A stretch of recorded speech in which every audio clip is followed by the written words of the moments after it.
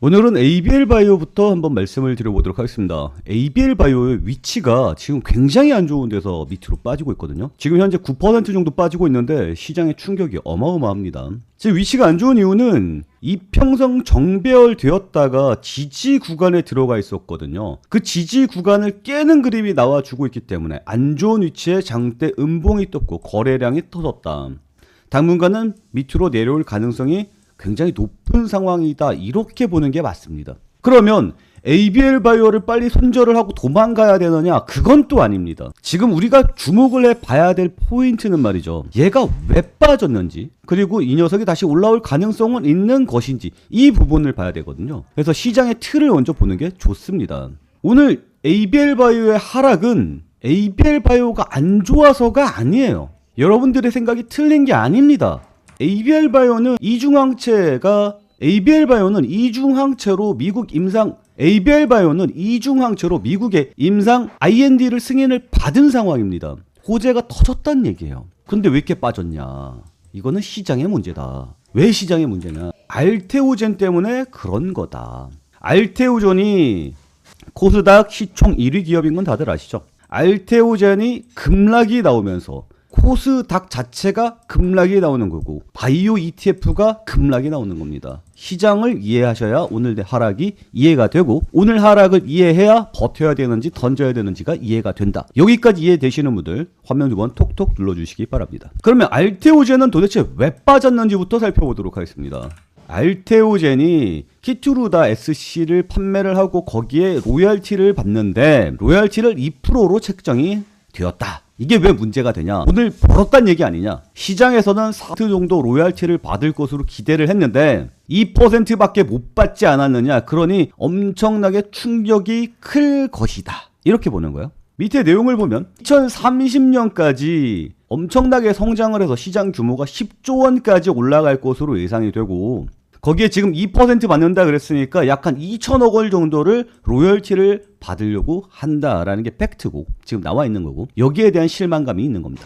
원래 4% 받기로 했잖아요. 그러니까 4천억 받기로 했는데 2천억 받기로 되었으니까 굉장히 실망스럽다, 이겁니다. 흐름은 아시겠죠? 근데 우리가 여기서 봐야 될 게 뭐냐면 2030년이에요.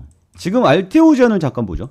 알테오젠의 27년도 예상 컨센서스를 보면 매출이 1조 2,500억입니다. 2030년까지는 가면 2조 정도까지도 예상을 해볼 수 있겠죠. 여기에 지금 로열티를 받는다는 부분이니까 매출로 잡힐 겁니다. 그러면 2조에 2천억 원이면 얼마예요? 프로죠. 2030년도에까지 매출의 퍼센트가 깎일 것으로 전망이 돼. 그겁니다. 뭐 그렇게까지 큰 일이 아니에요. 그리고 2030년까지 지금까지 계약된 내용으로는 이런 식으로 성장할 것으로 예상이 되는데, 지금 앞으로도 계속 계약은 일어날 겁니다. 그 얘기는 뭡니까? 얘가 2조가 되든 3조가 되든 4조가 되든 모른다는 거예요. 그러면 2천억 원의 비율은 계속해서 줄어들 가능성이 높겠죠. 그러니까 이게 시장을 이렇게까지 충격을 줄 만한 내용은 아니었다라는 겁니다. 하나가 더 있긴 합니다. 하나가 더 있는 게 뭐냐면, 알테오젠이 GSK랑 4,200억 원의 기술 이전 계약을 맺었다라는 내용이에요. 돈을 벌었다는 얘기죠. 근데 우리가 기대하기로는 한 1조에서 2조 정도는 벌어들일 것으로 예상을 했어. 왜냐하면 JP모건 컨퍼런스가 있었잖아요. JP모건 컨퍼런스 끝난 다음에 좀 크게 땡겨 보겠지? 라고 했는데 5천억 원도 못 땡겼네? 여기에 대한 실망감. 단지 그겁니다. 돈을 더 많이 벌었어야 되는데 덜 벌어서 생긴 실망감이라는 거예요. 이 실망감으로 인해서 변동성이라는 게 생기게 될 것이고, 알테오젠의 실망으로 인한 던져 나가질 것이고, 그 실망감이 프로그램 순매도를 만들었고, 프로그램 순매도에서 갑자기 변화가 꽝 하고 나와주니까 어때요? 알테오젠이 빠지네? 그러면 코스닥도 빠지겠죠. 바이오 ETF도 빠지겠죠. 리스크 관리를 해야겠죠. 리스크 관리가 들어가야겠네. 그러면 한국 시장에서 돈을 어느 정도는 빼야겠네가 되는 거예요. 가중치가 되는 겁니다. 이해해요?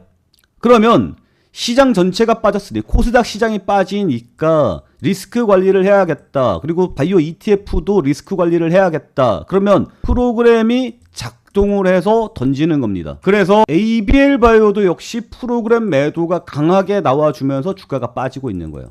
원인을 명확하게 알았죠. 프로그램은 공매도 세력이다, 뭐 외국인이 매수해주는 창구다, 이런 것들도 있겠지만 기본적으로는 종목을 평가하는 애가 아니에요. 이 프로그램이라는 녀석은 리스크를 관리하는 애입니다. 그러니까 시장에 대한 리스크가 꽝 하고 터지니까 거기에 관리하기 위해서 비중을 줄이는 거라고요. 그러니까 ABL 바이오가 좋다 나쁘다를 평가하고 있는 게 아니라 코스닥 업종에 바이오 ETF에 전체적인 리스크를 줄이기 위해서 청산 과정에 들어가 있는 거다. 이렇게 보는 게 맞습니다. 여기까지 이해가 가죠. 그럼 왜 하필 ABL 바이오냐? ABL 바이오가 시총이 어마어마하잖아. ABL 바이오 빠져서 시총이 지금 10조거든요. 그러니 유동성이 크죠. 그리고 지수, ETF 이 두 가지의 비중을 줄이는 거잖아요. 그럼 제일 먼저 못 팔겠어요. ABL 바이오가 타겟이 될 수밖에 없는 거죠. 그래서 빠지는 거예요. 그러면 ABL 바이오가 다시 반등하기 위해서는 무엇이 필요합니까? 하락세가 멈춰야죠. 조건들이 해제가 되어야죠. 그 조건들은 누가 만들어갑니까? 알테오젠이 만들어가는 거죠. 이해가요? 알테오젠의 주가 하락이 꺾이는 멈추는 순간 ABL 바이오도 같이 멈출 겁니다. 그럼 그건 어떻게 알 수 있느냐? 그건 저희 채팅방에서 실시간으로 알려드릴 거예요. 저희 채팅방에 오시는 방법은 당연히 구독과 좋아요 눌러야 되고요. 영상 하단에 영상 설명란을 보시면 이렇게 저희 채팅방에 오시는 방법이 나와 있습니다. 이 링크 있거든요. 링크 클릭을 하시고 여기에 채팅방이라고 입력을 하시면 저희 채팅방 링크가 바로 배달이 될 겁니다. 이해하시죠? 지금 가장 중요한 포인트가 뭐냐면 ABL 바이오의 개별 속성이 아닙니다. 전체 시장의 움직임이에요. 그리고 그거를 파악할 수 있는 방법은 뭐냐면 알테오젠의 프로그램 매도가 지속되는데 가격이 더 이상 빠지지 않고 버티는 모습을 보일 때입니다. 이해가요? 다시 한번 말씀을 드리지만 알테오젠은 며칠간 빠질 거예요.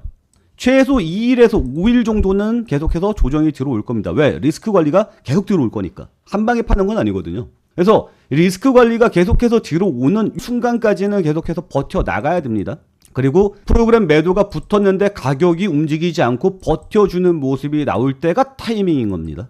흐름 이해가죠? 알테오젠의 빠짐이 끝나고 나면 시장의 눌림이 멈추는 거죠. 시장의 눌림이 멈추면 가장 먼저 튀어 올라갈 만한 게 뭡니까? 호재성 재료가 붙어있는 녀석이겠죠. ABL 바이오는 호재성 재료가 강하게 붙어있는 녀석이죠. 그렇기 때문에 빠르게 회복이 될 겁니다. 그러면 시장 하락을 눌러주는데 어디까지 눌러줄 것이냐? 그것도 중요한 포인트잖아요. 그거는 지금 현재 장담 드릴 수 있는 부분들은 아닙니다만 심리적인 지지 라인은 어느 정도 예상을 해볼 수 있겠죠. 상황을 계속 지켜봐야겠습니다. 그리고 실시간으로 말씀을 드려야 할 거고요. 그리고 지금은 비중을 줄이는 쪽이 맞지만 언제 다시 비중을 늘려야 되는지에 대한 이야기도 해드려야 되겠습니다. 제 채팅방에 오시면 계속해서 제가 옆에서 브리핑을 해드릴 거고 이런 하락 속에서 여러분들은 버텨나가기가 힘들 거예요. 그러니까 함께 버텨나갈 수 있도록 제가 옆에서 가이드라인 잘 세워드리도록 하겠습니다. 그리고 이것도 조금 알고 가셔야 되는데 지금 시장이 호락만만한 상태는 아니죠.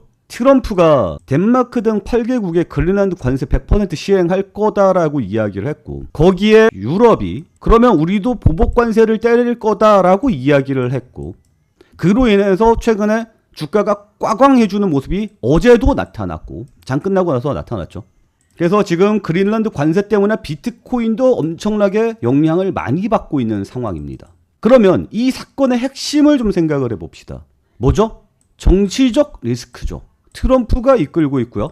결국은 무엇이 문제였습니까? 방산이 문제였습니다. 트럼프가 왜 그린란드를 먹으려고 합니까? 골든돈 때문에 그런 거죠. 골든돔이라는 게 미국이 이렇게 있으면 중국과 러시아가 이렇게 있잖아요. 얘네들이 미사일을 쐈을 때 요격을 해야 될 거 아닙니까? 그 요격할 수 있는 위치가 그린란드라는 거예요. 물론 이것뿐만 아니라 북극해에서 왔다 갔다 하는 이 지금 온난화잖아요. 그래서 북극의 빙하가 녹잖아요. 그러니까 북극해 쪽으로 항로가 열릴 거고 고기를 자기가 먹겠다라는 거예요. 근데 이제 이유는 방산을 대는 거지. 그래서 중국이랑 러시아가 위험하니까 우리가 여기서 골든돔을 세워서 너네를 지켜줄 거야. 그러니까 그린란드는 우리가 먹어야 돼. 이 논리입니다. 그리고 지금 그게 충격이 있어 주고 있는 상황이고 이게 비트코인에 영향을 주고 있고 우리나라 시장에도 언제든 영향을 줘도 이상하지가 않죠.